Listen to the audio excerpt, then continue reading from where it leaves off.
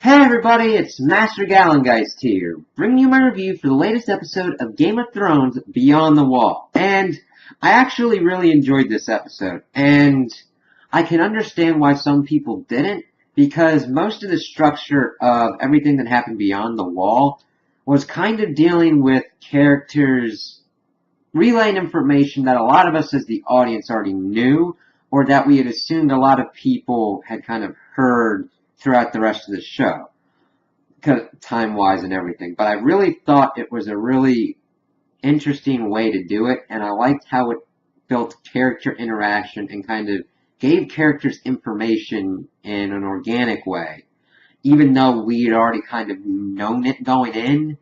And everything else, I kind of liked how they were going through the rest of the episode with bringing up all the kind of new stuff and what was going on. So the episode starts off and we kind of see this like panning over of the table at Dragonstone leading to the fire, and then leading us to see Jon and company beyond the wall, and kind of seeing them kind of like talking to each other. First going to like talking with Gendry, with Jon and Tormund involved, asking if like Gendry's okay. He's like, it's freaking cold up here. It's never seen snow before and everything. And Tormund's like, yes, I can breathe again. It's beautiful and all that. He's like, it smells like pig shit down south. And Jon's like, that's the north. Well, it's still south to me. And it's just always that funny back and forth. And Gendry's like, well, how do you keep warm? I was like, well, you keep moving. And all that. He's like, walking's good, fighting's better, fucking's best. And they're like, there's not a living woman within 100 miles of here. He's like, well, we gotta make do. And then just seeing Gendry's face, like, what the hell? And then just seeing Jon and Tormund have we're completely fucking with him, just fucking with the newbie. It was really kind of cool. And then Jon and Tormund kind of like go off, and he's like, okay, he's not really that smart. Well, Davos says he's a good fighter. Well, that's good because you don't have to be that. You're not really that smart for coming up here and trying to pretty much get get a white and like face the army of the dead. And then he's like, all right, so you met the Dragon Queen, and Jon's like, well, she'll only help us if I bend the knee. And he's like, you spend too much time with the free folk. And he's like, now you don't like kneeling. And Strader, he was a brave man, he was a proud man. How many men died for his pride? And I think that's a little unfair to Jon. He's just trying to figure out the best way to help his people. And up until this point, every time they had tried to do anything with a ruler down south, it has led to pretty much a disaster kind of scenario for everyone involved. But I see that Jon's kind of like taking it into account, and you're like, okay. So then we see Gendry, Thoros, and Beric kind of making up where they had last left off. Gendry's still pissed off at them for pretty much selling him to the Red Witch. And he's like, priestess, I know there's a distinction there. And it's like, whatever. She stripped me naked. And they're like, oh, it doesn't sound that bad. And it's like, okay. And then she put leeches on me. It's like, yeah, I needed your blood. So, and could have been worse. And of course, he also said that she was naked too and all that. Like, could have been worse. She wanted to kill me too. And then Sanders coming up and being like, what? You're whining, you're whinging about it. You're not dead though. Davos helped you. Beric and them needed the money because wars cost money and all that. But I don't really agree with that. And he's like, of course, Gendry's like, I'm not complaining. He's like, your mouth's moving and you're whinging. You're complaining. And then he goes to Beric. He's like, this dude, he's been killed 6 times. You don't see him bitching about it? And moves on. And of course, Gendry's offered a drink from Thoros, and he's like, good lad, because he takes it and everything, and they keep moving on. It's like, okay, that's funny. Then we get to see Jon and Jorah kind of talking out because Lord Commander Mormont was a big figure in Jon's life. And they're just like, first time I went north of the wall was with your father. He was a good man. He deserved better. And he's like, were you with him at the end? He's like, I wasn't, but we avenged him. We brought the mutineers to justice and everything. And Jorah's like, that's a bad way to go. He wanted to protect those men, and in the end, he was butchered by them. And he's like, he's hated that he died that way. And he's like, Jon's like, my father was the most honorable man I ever knew. Good all the way through. And he They both died by executions, pretty much. Mine died on the block, and then of course Jorah's like, "Well, your father wanted to execute me." He's like, "That's what I heard, yeah." And didn't catch it though. He's like, "Good that he didn't." Glad that he didn't because he's helping out this way. So of course, he like takes him off to the side and shows him Longclaw and like, this should be yours. He changed it to a wolf, but this has been in your family for centuries. And he's like, well, I never thought I'd return to Westeros. My father never thought I'd return to Westeros. And of course, Jon's like, it's not right for me to have it. It's been in your family for centuries. And he's like, I'm not his son. And he's looking at it. He's like, I brought shame to my house. I broke my father's heart, and I forfeited the right to claim this sword. And he hands it back. He's like, may it serve you well and your children. And we see Jon thinking like, can I have children with everything that I've gone through? It's like, pretty cool. So then we get to see Arya and Sansa, and this is pretty cool because we're getting kind of more into Arya's headspace and what she's kind of going through. Granted, we have more of that, but this continues the theme of like characters exchanging what they've been going through so far. We know it, but it's kind of cool to see other people's reactions to it. And she's telling a story about like how father used to stand up here and watch us down there doing all the stuff that we were doing. One time, all the boys were shooting arrows and everything under the gaze of Sir Roderick. And of course, she came out afterwards. And of course, Sansa was inside learning knitting and everything and doing all that stuff to be a lady. And she saw Bran's bow, saying that like Sir Roderick would have cuffed him for leaving it there. And she picked it up. There was an arrow in the target, and she just was firing. And of course, she wanted to do it because no one could stop her.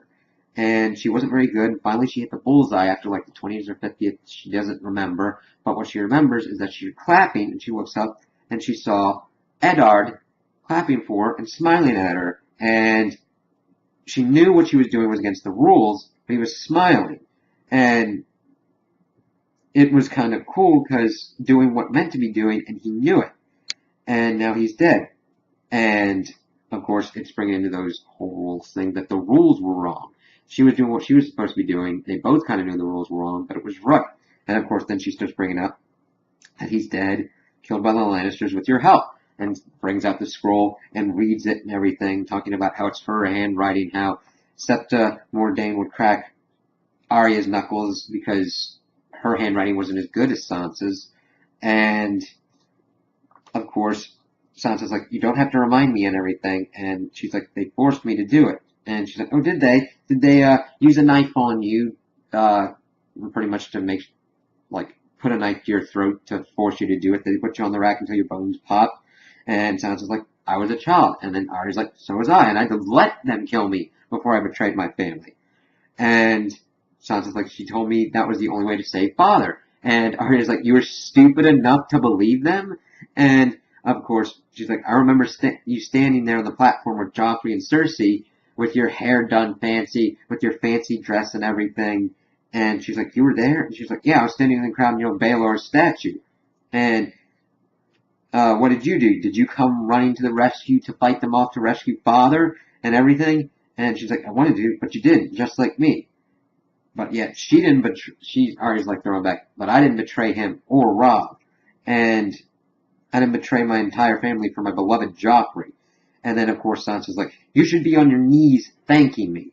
You're standing in Winterfell home right now because of me. You didn't win it back. Jon didn't win it back. He lost the Battle of the Bastards. The Knights of the Vale won, rode north for me. This is why I have the problem with Sansa.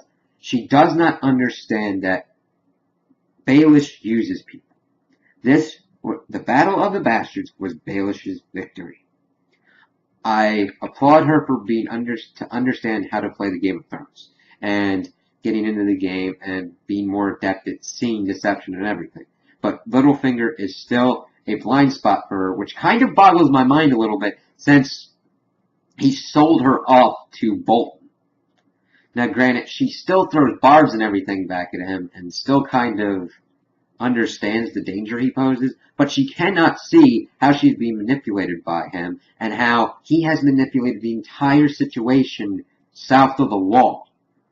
And it's like, yeah, you're the only reason he came north was because he wanted to, of course, make sure that the Battle of the Bastards was won by Jon because Bolt was a crazy motherfucker, but also to get into your side and ingratiate himself to be the hook and just puppet you. Baelish has been a person in the shadows ever since the beginning. He is waiting for the opportune moment to be the one to rule over the ashes, to eventually come out. But he will not do that until it is needed to happen. And it's like, still seeing her not understand that is like crazy, but of course we're gonna have, it's so working within her character. And of course, after throwing that there, she's like, where have you been, Arya? She's like, training. And she's like, okay. Well, so when you were training, I've suffered things you could never imagine. And Arya's like, oh, I don't know about that. I can imagine quite a lot. And rightly so, because it's kind of hard to compare both of their pains because they've gone through vastly kind of different experiences. But you can't just say that one was worse than the other. They are both deep wounds in and of themselves, and they just need to come to the fact that it's both pain to try and like have that commonality between them. And of course, she's like, you never would have survived what I survived. And Arya's, of course, well, guess we'll never know. And of course, Sansa's like, what are you going to do with the letter? Who are you going to show it to? Where did you find it? And she's like, you're scared, aren't you? You're scared that someone's going to see this. Not that no one will hang you, or that Jon will be angry, because that's not how he usually operates. You're scared that the other Northern Lords will see it, and of course, question your loyalty. And of course, if that happens, we've got Lyanna Mormont, who's younger than you were when you wrote this, and you can't use that excuse that you were a scared little girl all alone with the Lannisters. And of course, Sansa's trying to deflect this and saying Cersei would be happy with this right now. She wants to tear us apart and everything. And it's interesting seeing Arya cut through the bullshit and be like, I don't really care about that. I don't.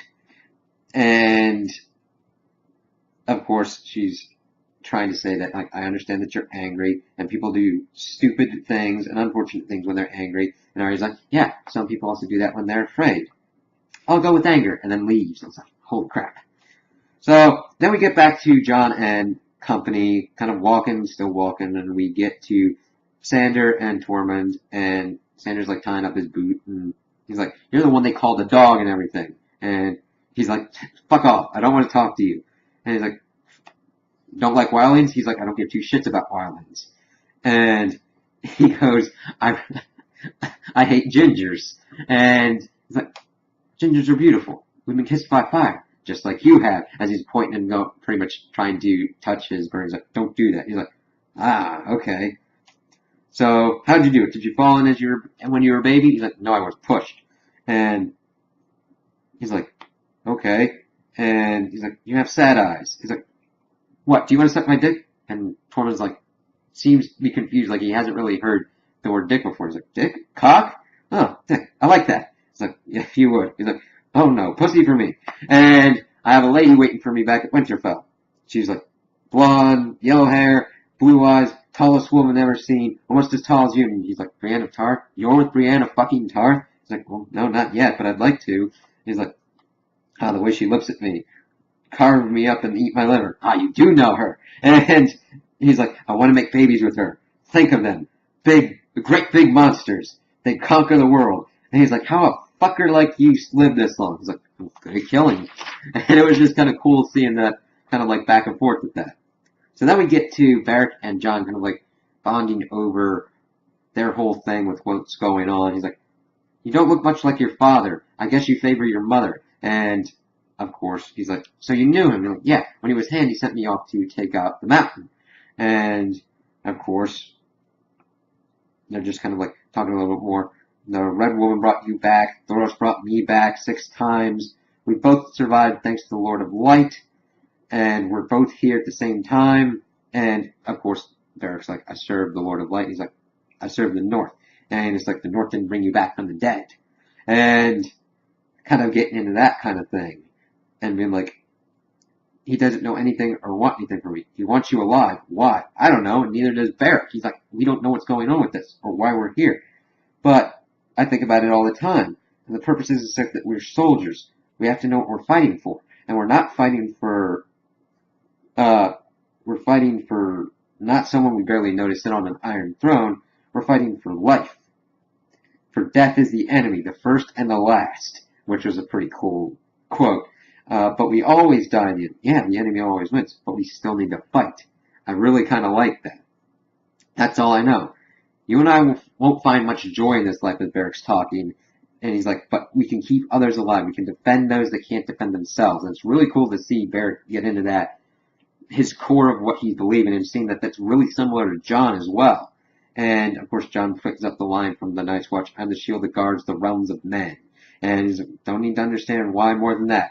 Maybe that's enough. And then Jon's like, maybe that's enough. And then we see that Sanders stops and says, this was the mountain that I saw in the fire. It's like, alright, we're getting close. Then we see Dany and Tyrion, and they're kind of talking about everything. And she's like, you know why I like you, Tyrion? It's because you're not a hero. And he's like trying to say, on occasions I have been. I charged through the Mudgate and King's Landing and all that. And she's like, I don't want you to be a hero. Heroes do stupid things and die. Like Drogo, Jorah, Daario, even this Jon Snow. And the way she kind of says is like, okay. And Tyrion's picking up on that because it's like, that's interesting, the heroes you named, even this Jon Snow. He's probably fallen in love with you. And she's like, he's not in love with me. The way he stares at you longingly, it's probably not for a military alliance. And she's like, he's too little for me. And of course, she's like, catches that right in her head. Like, I didn't mean. He's like, as heroes go, he is quite little. And she's like, I know you're brave. I wouldn't choose a coward for my hand. So, all well. Alright, what happens when I finally meet your sister? I know she'd rather murder me than actually speak with me. And he's like, no, she'd torture you, then murder you. That's how crazy she is. And nobody trusts my sister less than I do. Assume that she's got, like, traps and everything set up, and that we need to go into there with 2 armies and 3 dragons and all that. And she's like, well, are we setting up traps for her as well? And he's like, well, you don't create a better world by doing the same things over and over. You want to break the wheel, right? And not sure that deceit and mass murder are the best way to start. And she's like, which war wasn't won with mass murder and deceit? It's like, you have a point. Granted, whenever you go to war, you have to be ready to accept the fact that you're going to have to use deceit, and a lot of people are going to die. Always goes with change, good and bad change, so I kind of agree with Daenerys on that fact. But then he's going on, like, yes, you need to be ruthless, you have to inspire a degree of fear, but you have to watch out if fear becomes your all-encompassing weapon. Cersei, Joffrey, my father, that made their power brittle because everyone longed to see them dead. And she's like, well, Aegon Targaryen got a long way on fear. And he's like, he did. And you once spoke to me of, like, breaking the wheel. Aegon built that wheel. You have to be different than other people. Otherwise, you're just a tyrant. And she's like, walking to the Lion's Den because of the brother's promise and everything. And she's like, I don't trust any Lannister provinces except yours. And I'm like, yay, keep that trust going. And of course, Tyrion's like, I'm trying to make sure that you don't do anything impulsive. And she's like, I've never been impulsive. And he's like talking about like the Tarleys, and she's like, that was not impulsive. And of course, he's like goes into it and being like, well, maybe the son didn't need to die. Maybe they just needed a chance to ruminate on their mistakes. And there were a lot of possibilities before you put the end to those possibilities. And of course, she's like, you want to be forgiven for thinking that you are taking your family's side in this debate. And he's like, I am. You have to understand your enemy in order to effectively fight them and understand the actions that they will take against you. It's like, Yes, you need to know your enemy's tactics. Tyrion truly understands his sister. Now granted, does he know the depths that his sister is sunk to yet? Not quite. He's understand that she's been pushed into a corner and will do anything she can to get out. The real thing that should have been done for Cersei is whenever she is put into a corner or put into a position where she's on the back foot, that is when she's always at her strongest.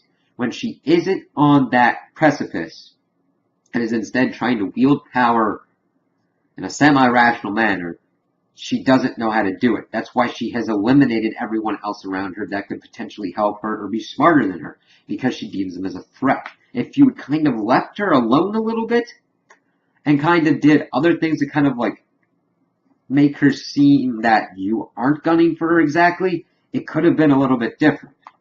So, of course, that's what's going on. They're talking about the tactics with that. He's talking about what will endure after you, how to pick your successor and everything. And she's like, he's trying to think of the long term, bringing up the Night's Watch, how they pick their leaders, the Ironborn, how they pick their leaders.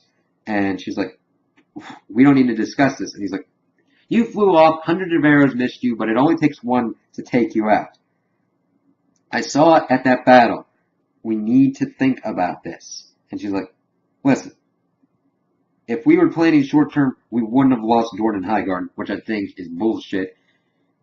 Shot at Tyrion. And we'll discuss the succession after I got the crown. And then, of course, Dany leaves. It's like, okay.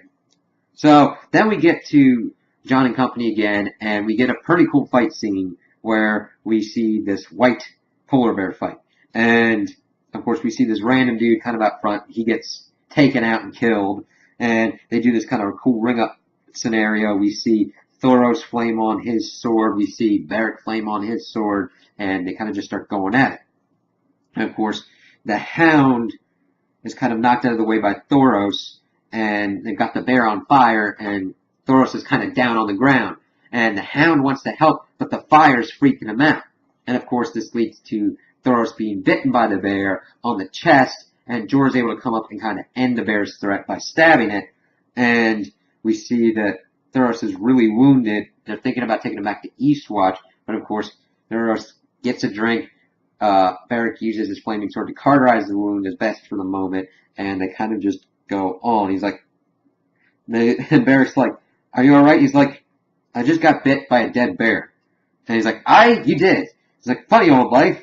And they just kind of like go on. Beric extinguishes the sword. We see Tormund and Jon kind of like looking at the dead guy in the bear tracks to kind of like figure out where the rest of the whites are.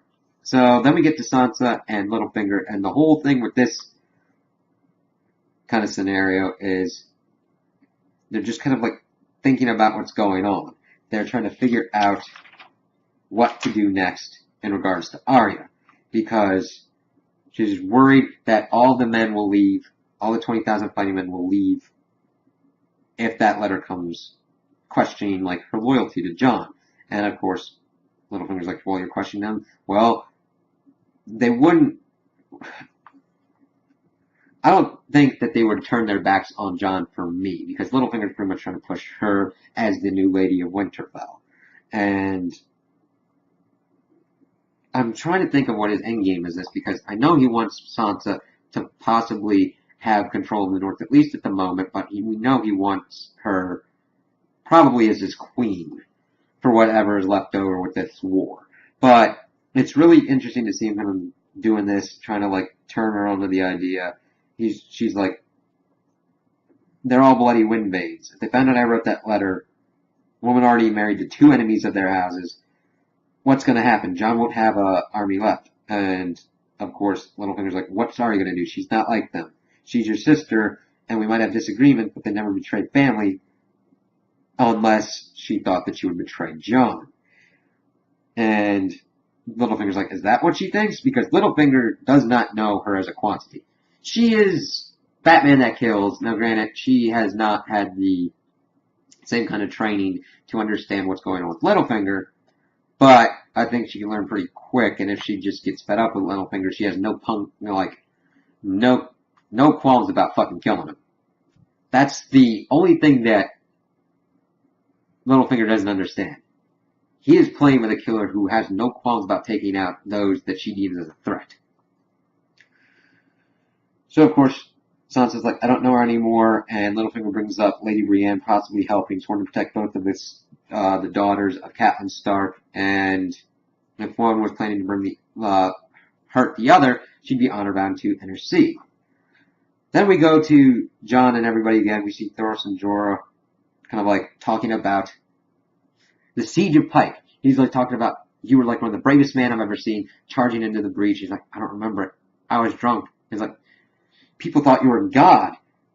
He's like, yeah, I don't remember it, man. And of course he's helping get his flask open, helping him kind of like being okay. He's like, I thought you were the bravest man I ever saw. He's like, nope, I was just the drunkest. And it just keeps going on. So then we see Tormund, and he hears this metal clinking. Him and Jon go up to see that there's a column of whites going through a kind of like little kind of valley, little kind of like little pass in between like two rocky parts. And like, alright, here we go. So they set up a trap. We see one White Walker with his column of whites, and they set up a fire, and there's a brief fight. And like going through it and everything. Jorah's like in a kind of tight situation, but Jon is able to kill the White Walker, and that pretty much takes out all but one of the whites. And of course, they're trying to capture that white, and the white kind of screeches and everything, but they're able to like get a thing on his head and all that, and they start hearing like all of this noise and all that, and they like look over and they're like, alright, we gotta go here. They send Gendry off because they think he's the fastest to get to Eastwatch. He leaves behind his hammer for someone else to use, and he just fucking books it, so that way they can get a Raven off. They, of course, then run towards this lake, and of course, they're trying to kind of like get to the middle of the rock, because the army of the dead has come, and they're like going all around and all that, and we see that one of the random guys is pulled down by the whites, and it breaks the ice, and they can't get there. So all the whites start falling in, and there's like this ring of ice around the rocky island in the center, which isn't really that big, and they've pretty much got to wait for it to refreeze. It's like, holy shit. And it's just like, holy crap. And we see that Gendry is able to run, sees the wall. Of course, Gendry collapses outside the gates of Eastwatch. It opens and Davos comes out. He's like, what happened to the others? And he's like, Raven, we gotta send a Raven. And Davos is like, get the maester now. So then we see Jon and Co. the next day, hounds kicking the white and everything. It screeches, and then we see some interesting stuff with the rest of the whites kind of reacting to it. So it's like, alright, we've got a hive kind of mentality with this, where the White Walkers have control over certain groups. It's kind of like, I'm assuming, one giant kind of hive mind at the moment, with the White Walkers as kind of focal points, and the real main person behind it is the Night's King. So, of course, they're seeing everything, and of course, Beric checks on Thoros, and we see that he's dead, and he's like, they say it's one of the better ways to go, and of course he takes the flask and drinks it. I mean, Beric is doing the stuff with the Lord of Light, taking your servant and all that nice dark full of terrors. The Hound goes for another drink, but Jon's like, we gotta burn the body. Pours the flask out, and of course Beric and Darion flames on his sword and burns Thoros' body so that way it doesn't come back as a servant to kill them.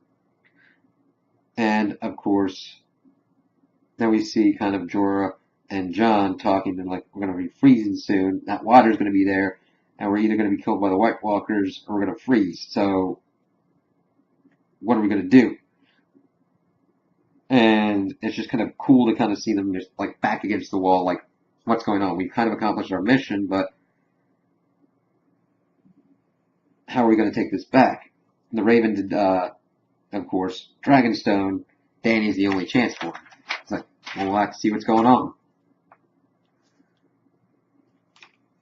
And then, of course, Beric comes up and says, no, there's another chance. And we see him point his sword to the Night's King standing out there. He's like, we kill them, we kill them all. He's like, the Lord brought me, you, and me back for one reason, and not for us to die, I don't think. And it's like, alright. That's one that we could do. And then, of course, Sandor's like, every Lord I've ever met's been a cunt. And just, the way he said, he's like, I don't see the Lord of Light any differently. And just seeing him kind of talking about the shop of either waiting for Dany or trying to go after the Night's King. I'm like, that would be a pretty good idea if you didn't have all those whites around. It would be a hard way to get to there. So, of course, then we see Sansa talking with Maester Wolkan, and we find out that she has gotten an invitation from Cersei to come to King's Landing. And, of course, Brienne wants Sansa to go, but she's like, if they want to start prisoner, they're going to have to come back up. I'm sending you in my place. And she's like, well, let me leave Podrick here to protect you. She's like, I don't need protecting. I'm not a child. I'm like, saying it kind of that way makes you a child, because Brienne doesn't trust anybody around Winterfell or her guards for Sansa or Littlefinger. And she's like, yeah, okay. And she's just like, this is the safest place for me. And you better just go, because it's not summer roads and it'll take you a while to get there. I'm like, what is Cersei's game here in inviting Sansa? I mean, I know she knows about Jon Snow being king of the North and all that, but what would her game be for that? That's interesting that I want to see somewhat brought up when we get everybody together in the next episode. So then we see that Dany and Tyrion are going to the dragons, and of course Dany is dressed up in winter garb and is pretty much gone to save the party. And Tyrion's like, don't do this, you're too important. The hardest thing sometimes to do is to do nothing. She's like, I did nothing when you told me to do nothing. I'm not doing that again. And she gets on Drogon and leaves with all three of her dragons. Like, oh shit. So of course, we get back to Jon and company, and the Hound is just doing his thing. Takes a rock, throws it at one of the whites, takes out his lower jaw, and like, you dumb cunt. Then he throws another rock, but this one bounces and slides, and we see that the ice has frozen, the lake is frozen over again. We see some tentative whites coming out just to see what's going on, and then we start seeing the battling commence. We start seeing people like getting attacked and everything. The main thing that starts happening is that we think that Tormund is going to be like taken out, but like being dragged down by like these whites that popped up out of the water. But of course, Sandor and the rest come and rescue him. Sandor throws the hammer away at one point, and it starts getting into close quarters combat. Jon's dragging back the white to the furthest reach, and we see another one of the random people that came along with them fall down and being taken down by the whites, and it just looks like a hopeless scenario. The whites are copping up on the one side to come at him from the back, which Jon's at, and everybody's like, oh shit. And they're thinking everybody's dead, and then we see Dany arrive, and oh, it's fucking awesome. Seeing these dragons coming in using aerial support, burning and breaking up the ice on that lake, and just taking out all the whites and everything. It was like, great. Then we see that Drogon lands on the island, and at first, Dany reaches to get like Jon Snow up, and here's where I think another thing that people would have a problem with. Jon Snow starts pretty much making sure that the whites don't overcrowd Dany and Drogon, and that most of the people can get onto the dragon. We see pretty much all the party and the captured white put onto the dragon, and he's just kind of doing his thing.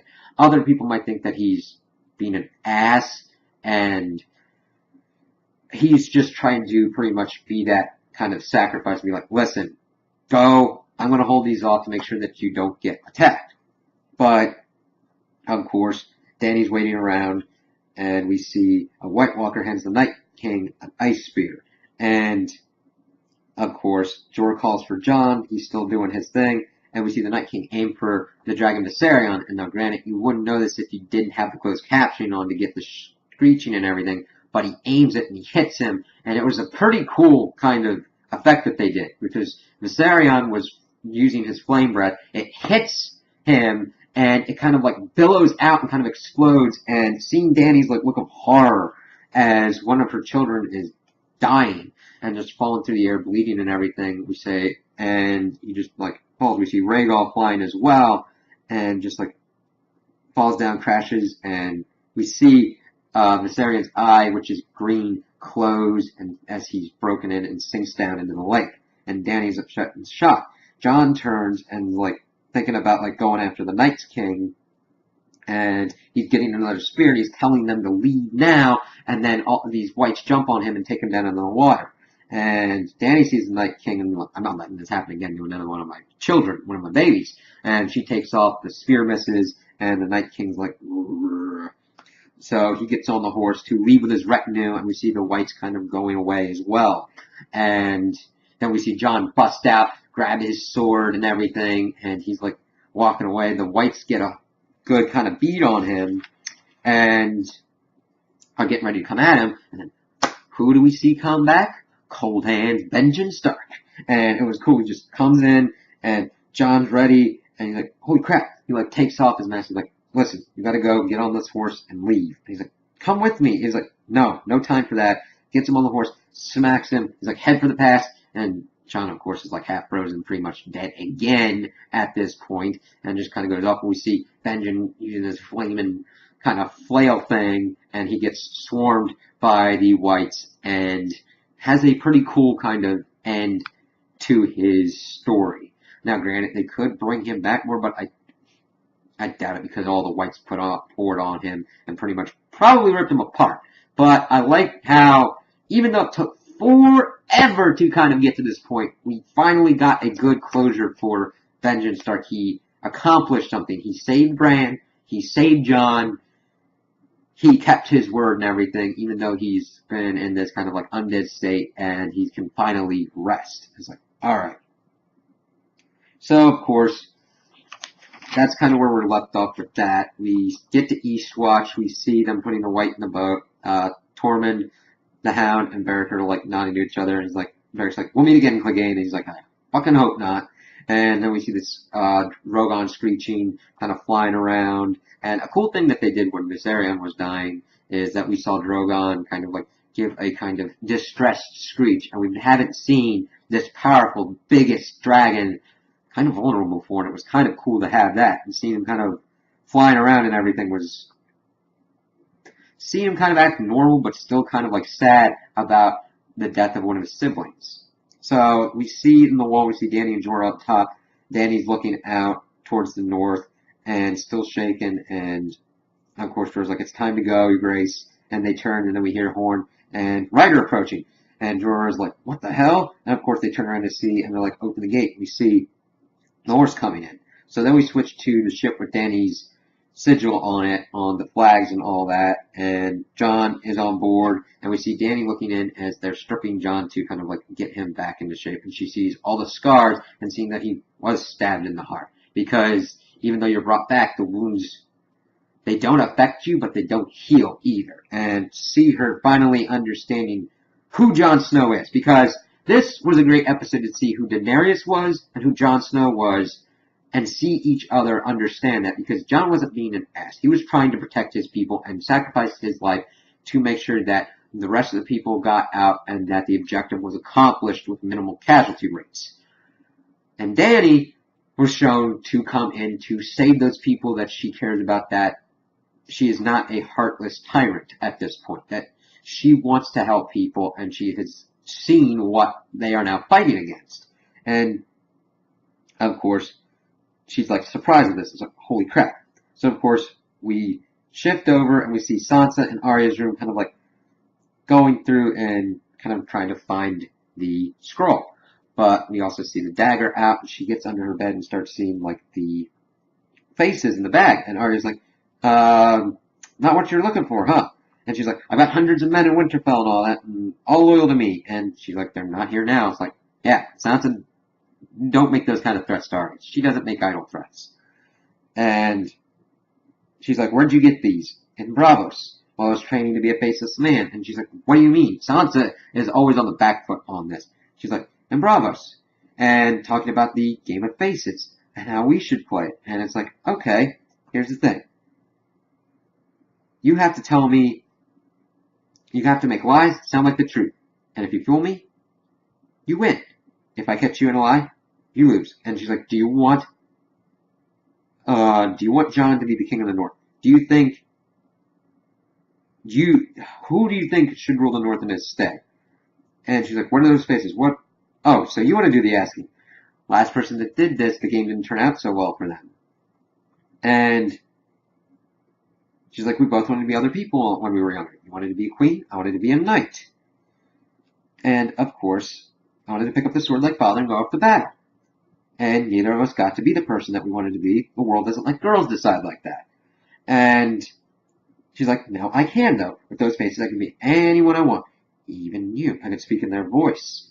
And she, of course, goes off with the cat's paw dagger and be like, all I would need is your pretty face. And then I can wear the pretty dresses and everything and be the Lady of Winterfell. But instead of doing anything, she actually presents the dagger to Sansa. And she takes it. And Sansa's kind of freaked out and Arya kind of leaves.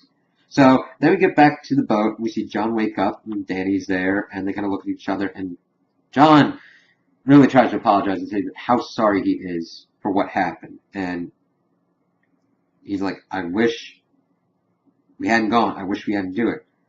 And she's like, I don't. If I hadn't gone, I wouldn't have seen. And you have to see to know it. Now I know.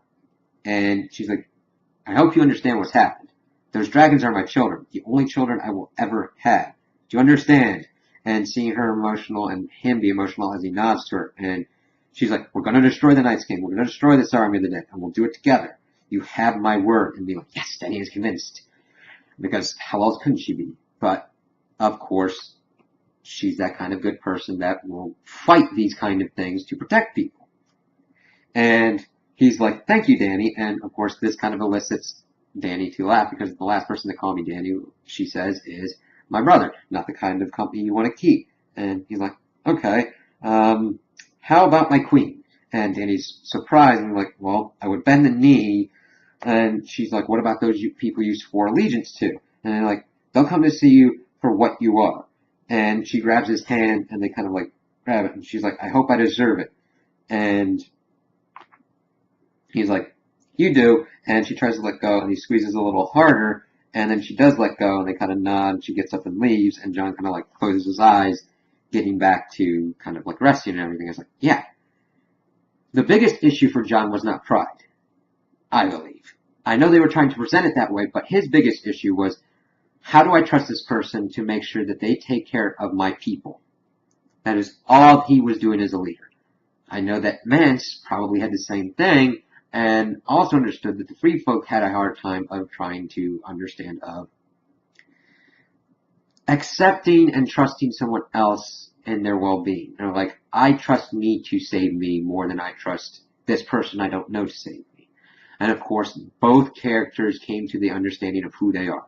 Jon wants the best for his people. He will make a decision that is best for his people. He saw Dany come in, dragons flaming, helping the people that she had allowed to go north and the people that are sworn to her. And he's like, that's the kind of person I want to follow.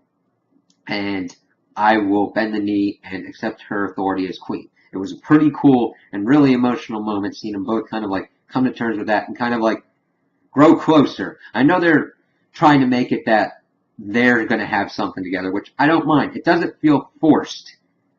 I think it feels rushed, and that's because of the shorter and condensed time frame that we're having this season and next season, because you've got a lot of ground to cover and not that much time to do it in.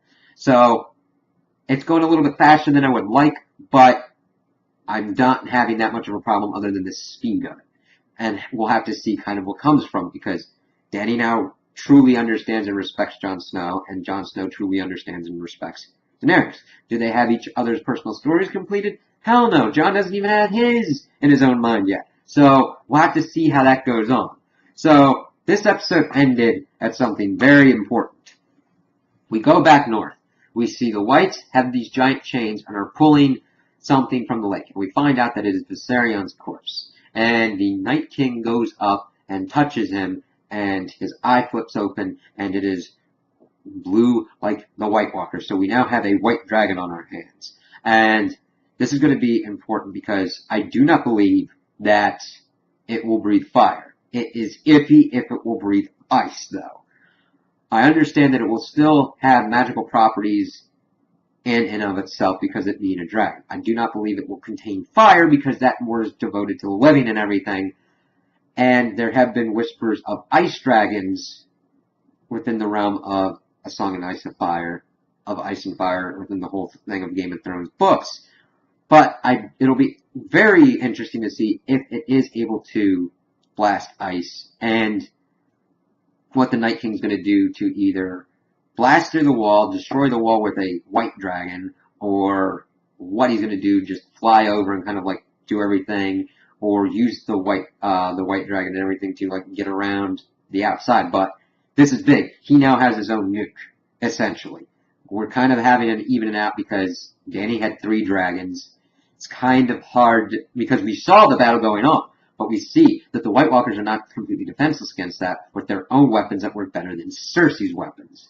So we're going to have to see how this battle is going to end out with what the Night King's going to do, how he's going to deploy his new tactical nuke essentially in Viserion's corpse, and what's going to happen with the whole council of Danny and Jon going to Cersei and trying to figure out if the whole thing in the south is going to be worked out, i.e. Cersei gets taken out next episode, or if that's going to be put on hold till a later date in the next season, and what's going to happen with that. So, those are my opinions on the episode. Tell me what you guys think in the comments below. If you liked it, if you didn't like it, if you agree with me, if you disagree with me. Also like and subscribe, and I hope you have a good day.